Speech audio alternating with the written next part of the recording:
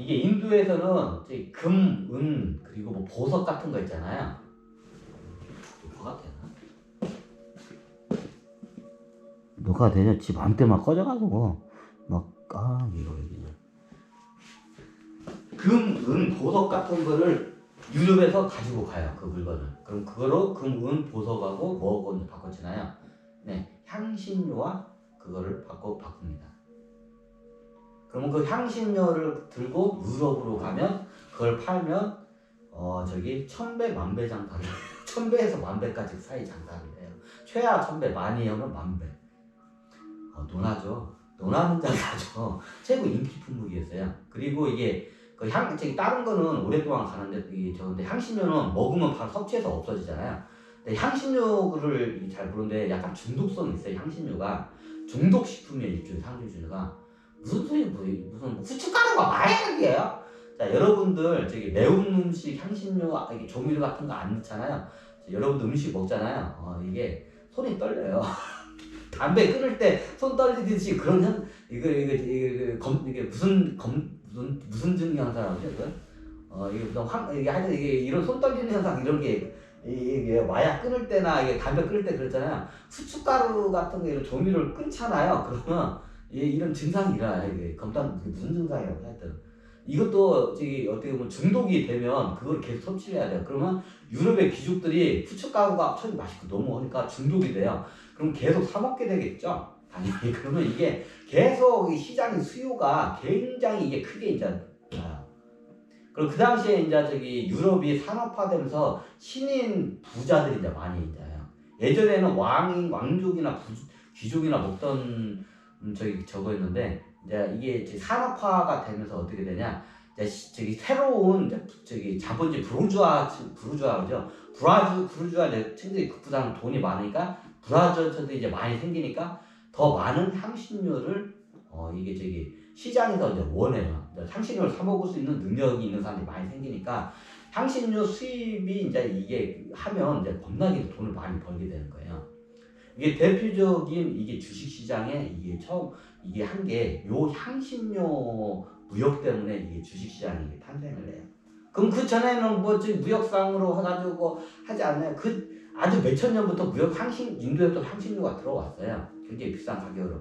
근데 귀족이나 왕족이나 먹다가 나중에 이제 부르주아 층에서 여러 먹다가 이게 이제 시장이 커지고 이제 이게 이제 모험을 이제 저기 인도를 한번 갔다 오면 모험에 그 모험을 한번 하면서 인도에 갔다가 선원으로만 갔다 와도 한번 갔다 오잖아요. 그러면 거기서 선원으로나 선장으로 선원으로 한번 갔다 오자. 인도에서 그 향신료를 그 수입을 한번 하잖아요. 그럼 평생 죽을 때까지 먹고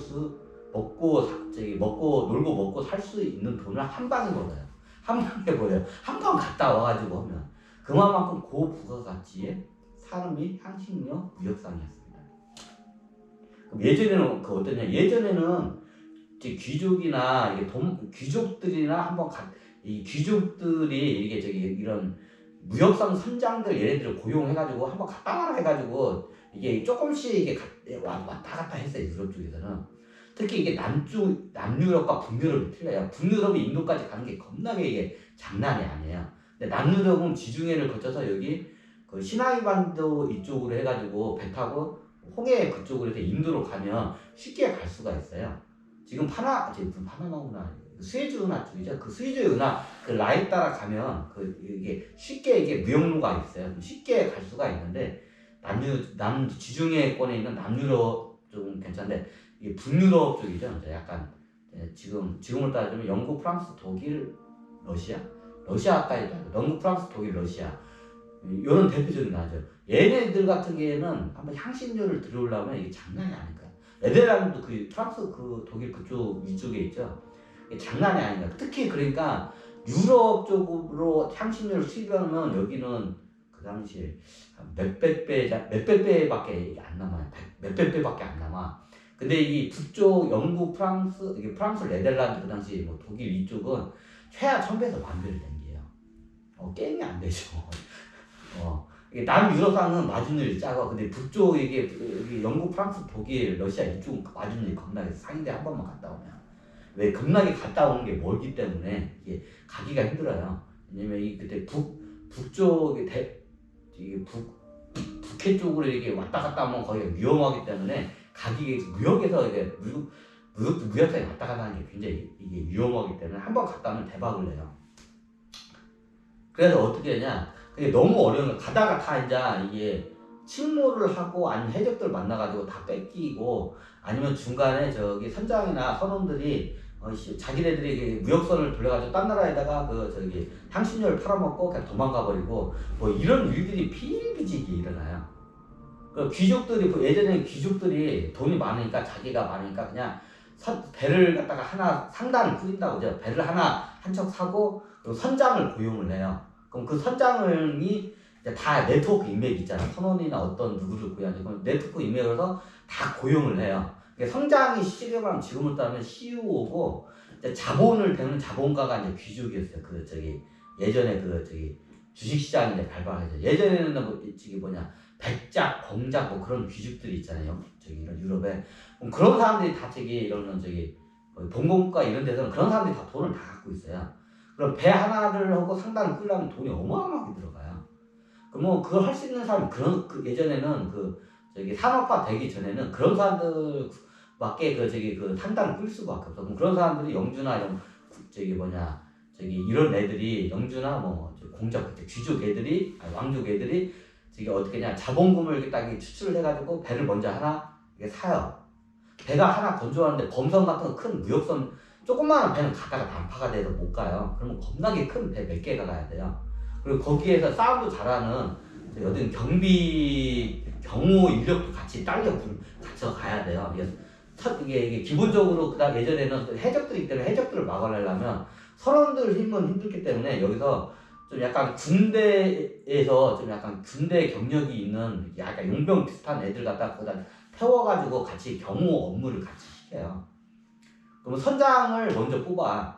선장이 CEO야. 그럼 선장이 어떻게 냐 그에 필요한 그 상단의 배 규모의 한 배만 가는 게 보통 몇 대가 가요. 한 대만 가다가 해적들한테 털리고 배가 하나가 난파되면 선원들을 다른 배로 옮겨가지고 이게 와야 하기 때문에 그게 안전하게 해야 하기 때문에 보통 3대 이상은 가야 돼요. 큰 범선 배가. 한 대 갔다가는 굉장히 위험하기 때문에 선원들도 한 대로 가면 안 가려고 해. 왜 암초에 배 한 대 부딪히면 거기서 다 뒤져야 돼. 근데 이게 한 3대에서 5대 가면 암초에 배 한 대가 이게 침몰을 해도 다른 배로 이렇게 옮겨 타면 다시 이게 안전하게 올 수 있기 때문에 보통 기본적으로 3대에서 5대도 큰 범선 배로 해가지고 이렇게 가요. 무리를 쳐서. 그리고 해적들을 만나면 해적들하고 대적을 하면 조그마한 배 한 대 가면 바로 그냥 요 나가리가 되기 때문에 나가리가 되기 때문에 보통 한번 상단을 꾸리면 배가 3대에서 5대 정도 큰 배를 꾸려요. 무역선 범선을 예전에. 그러면 이제 거기에 따라서 먼저 선장을 하나 딱 채용을 해요. 귀족이 예전에는 무역상 이제 한번 갔다 오면. 그럼 그 사람들이 다 그 수익을 예전에 귀족들이 다 먹고 주식시장이나 자본주의가 하기 전에는 귀족들이 다 그 수익을 먹고 자기네들이 실질적으로 소비자이기도 하죠. 자기들이 소비자니까 필요해서도 그렇게 보내기도 하고 실질적으로 그렇게 다른 귀족들한테 팔아가지고 대박을 내요 귀족들이. 근데 이게 대박이 난 만큼 위험도가 많기 때문에 이게 어떤 그 전에 주식시장이 발발하기 전에는 귀족들이 했을 때는 어떤 일들이 이게 발생하냐면 이게 거의 이게 로또 복권에 한번 갔다 오면 그게 거의 로또 복권에 가까울 정도로 어마어마한 수익을 나는데 이게 위험도가 너무 많은 거예요. 귀족 예전에 이제 귀족들이 이제 귀족이 이제 영주가 쉽게 말해서 영주나 이런 백작이 이제 배를 먼저 건조를 해요. 돈을 주고 조선소 같은데 이런 하여튼 이런 데다가 맡겨가지고 배 하나 건조하는데 지금도 배 건조하는 데는 천문학적인 비용이 들지만 그 당시에도 범선 하나 이런 무역선 큰 거 하나를 무역선 큰 걸 하나를 건조하는데 어마어마하게 아무나 못 만들어요. 얘는 귀족이나 이런 공작, 백작 이런 정도의 부를 갖춘 사람 집안이나 그게 가능해요. 배를 갖다가 보통 그런 범선 큰 배를 3대에서 5대를 건조를 해요. 동시에. 건조를 하면서 이제 건조가 완성되기 전에 어떻게 하냐 선장 캡틴을 먼저 고용해요. 요즘으로 딱 CEO라고 보시면 돼요. CEO를 해요.